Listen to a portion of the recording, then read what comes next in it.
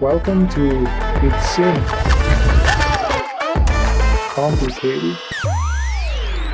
It's human. Obviously. Hey Bo, what do you think? What do you think of what? Oh, is that an earring you have on your antenna? It's not an antenna. It's my lumen horn. Am I beautiful?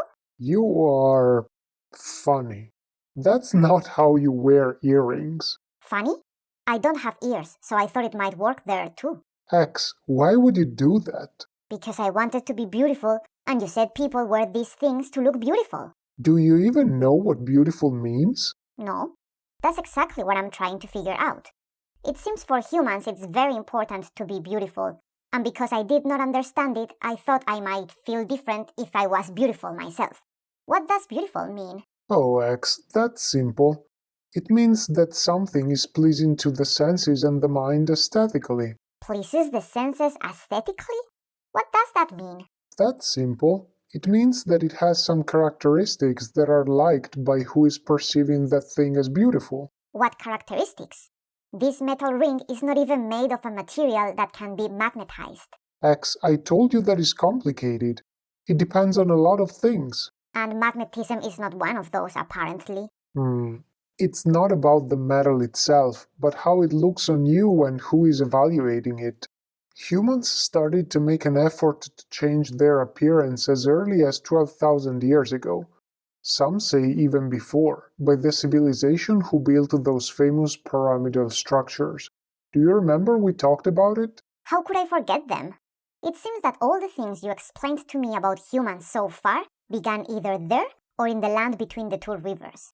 I'm starting to wonder if I could have saved a few thousand years by showing up back then. Hey, we are way more evolved than them. They hadn't even invented pulleys yet, and they were painting their eyes with black antimony-based paint as eyeliner that today we know could be toxic. So humans don't paint their eyes anymore?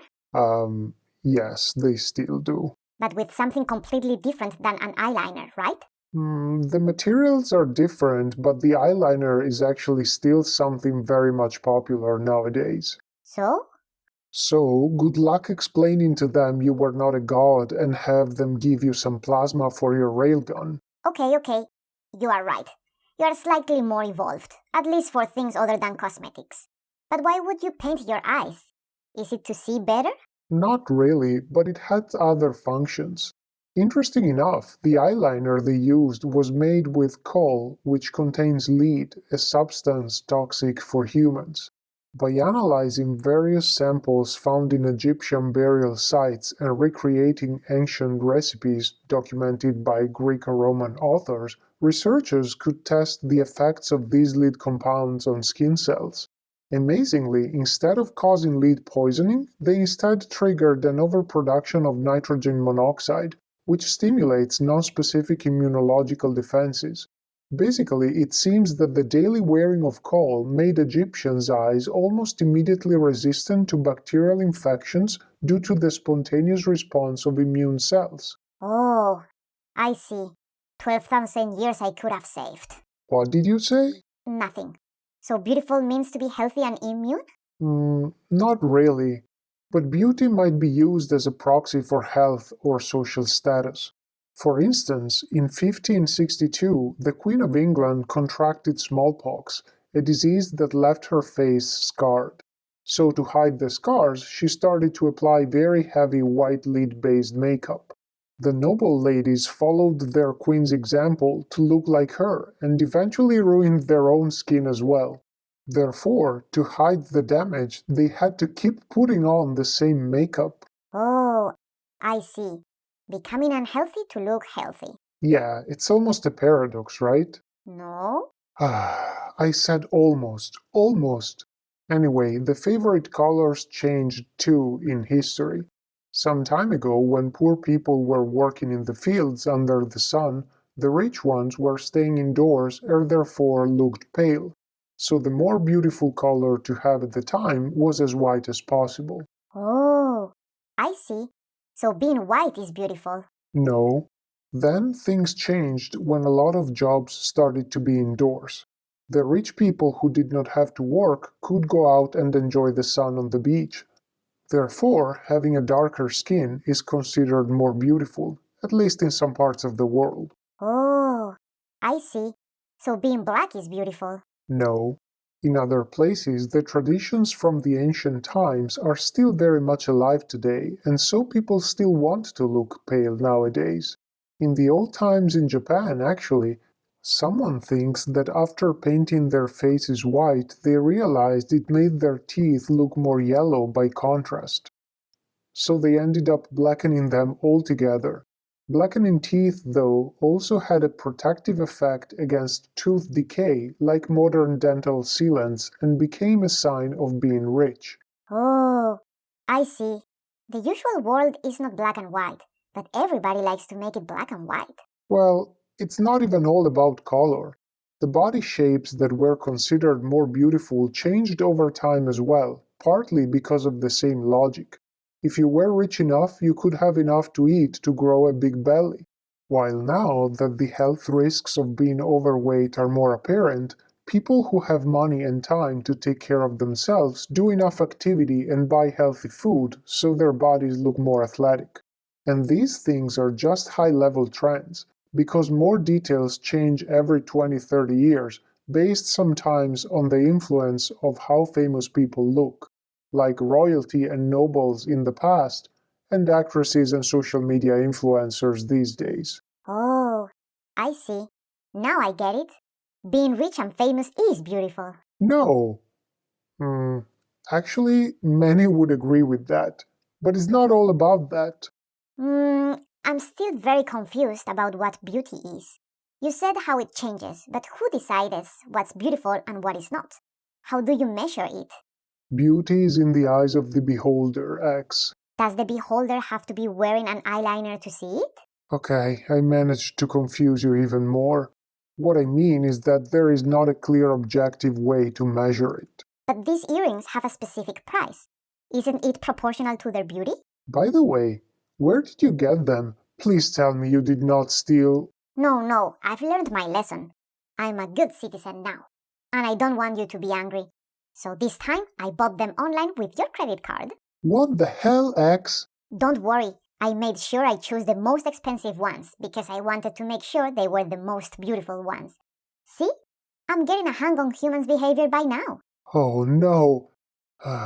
At least this time I can return them through a courier instead of having to buy a coffee to the security guard of the mall.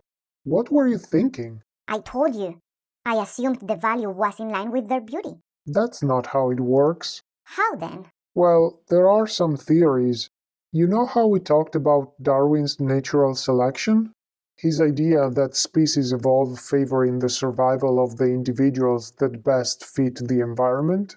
Like giraffes with longer necks being able to survive more than the shorter necks ones because they could reach the higher branches of the trees to eat? Yes, Darwin and Alfred Wallace, who co published the theory with Darwin, though everyone forgets to mention him.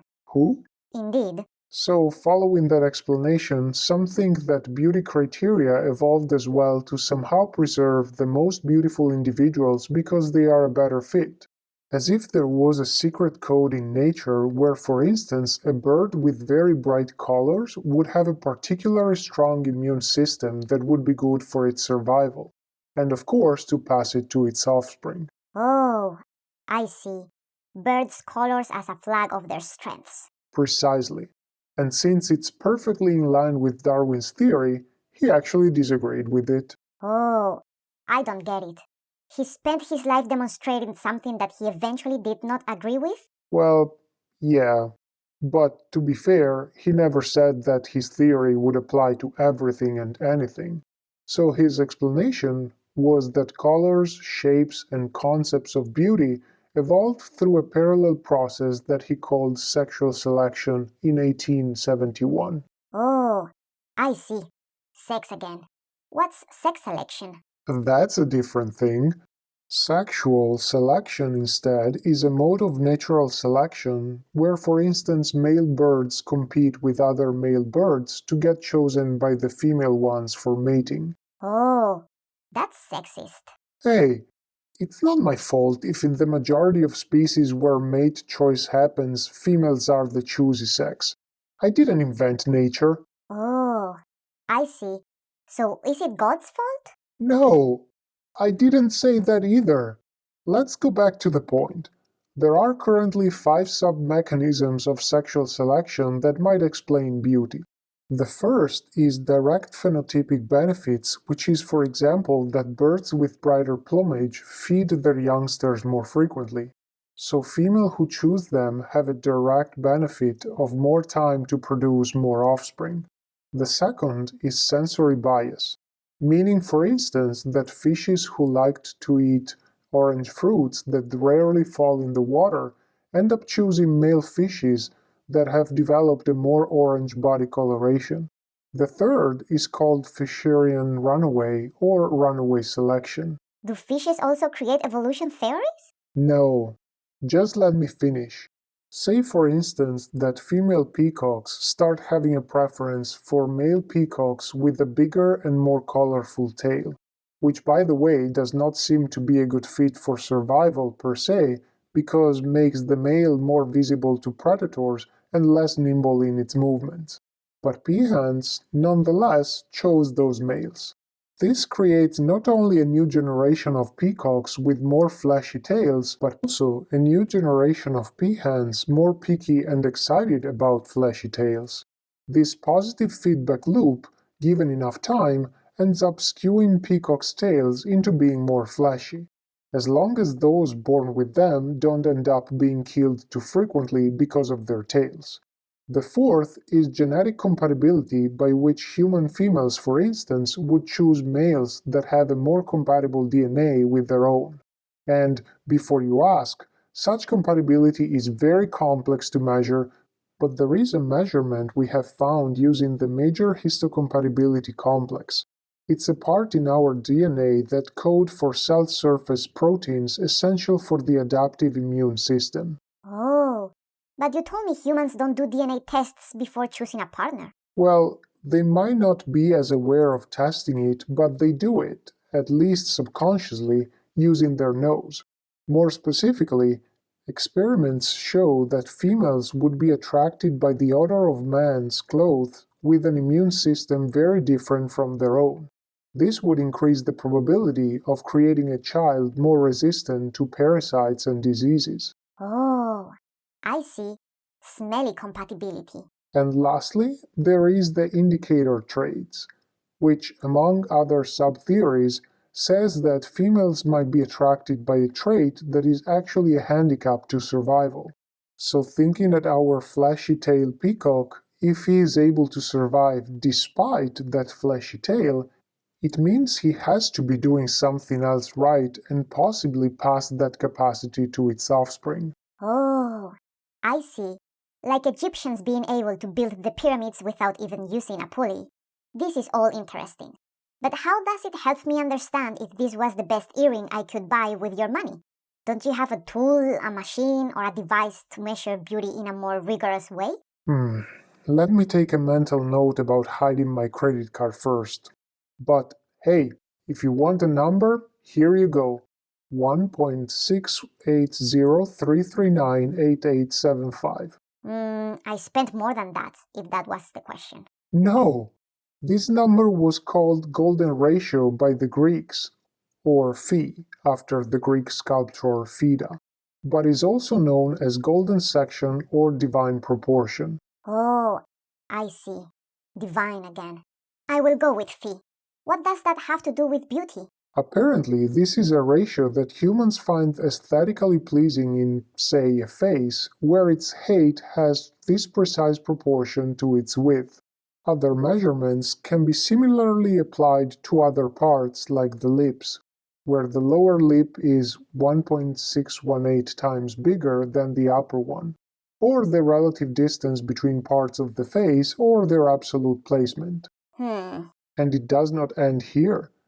You can actually apply this golden ratio to build rectangles in a Fibonacci sequence and overlay those to ancient Greek temples that we find beautiful and see that they have the same proportions. See? You wanted a measurement? Here is your measurement. Oh, I see. Thank you. It seems to me, though, that in human proportions it's very frequent to encounter numbers between 1 and 2, like 1.618. Also, the way faces and proportions are measured are quite arbitrary, meaning that trying enough arrangements you will likely find something that falls within a close enough interval from phi, which, by the way, being an irrational number is not very easy to compare with other numbers, meaning you can argue that 1.59 is close enough and claim the proportion is pretty much the golden ratio in a self-fulfilling definition.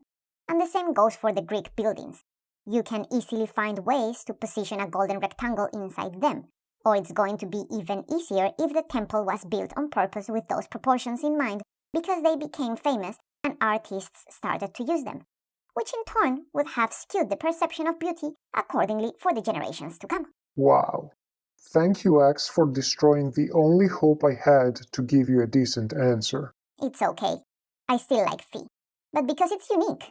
It's the one that can be approximated the least by a fraction, which makes it the most irrational of all numbers. Irrational. Maybe it has something to do with beauty after all. I give up. The only better thing I can offer you is symmetry. Faces seem to be perceived as more attractive the more symmetric they are. A theory to explain it is that symmetry indicates good health.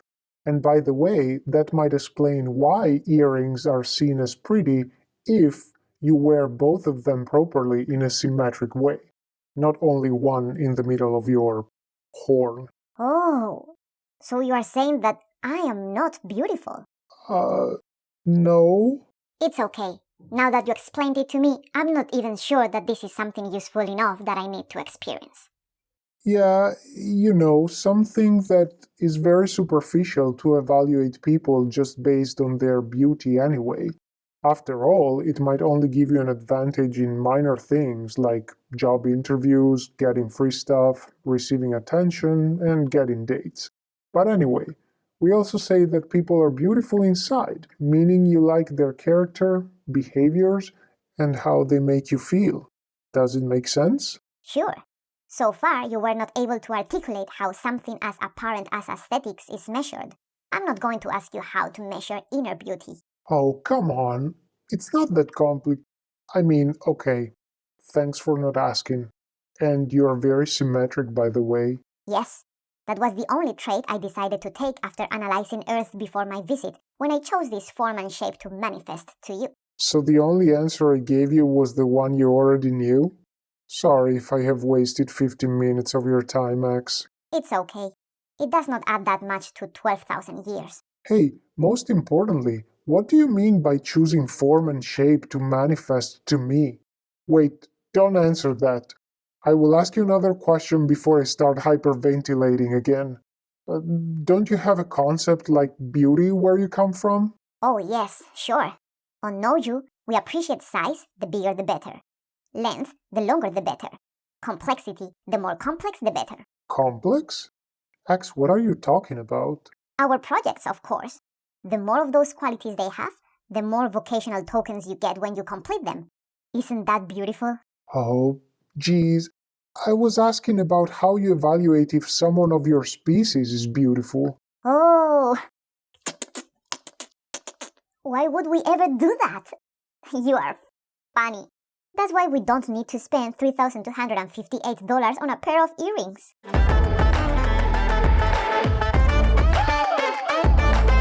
You are beautiful. But if you want to be beautiful inside too, please subscribe, like, and share this. With at least 1.618 people. X, what are you doing to those clothes? I'm trying to figure this out, but I don't think it's working. This works just for humans. And you don't even have a nose. Stop smelling them. That's exactly what it is.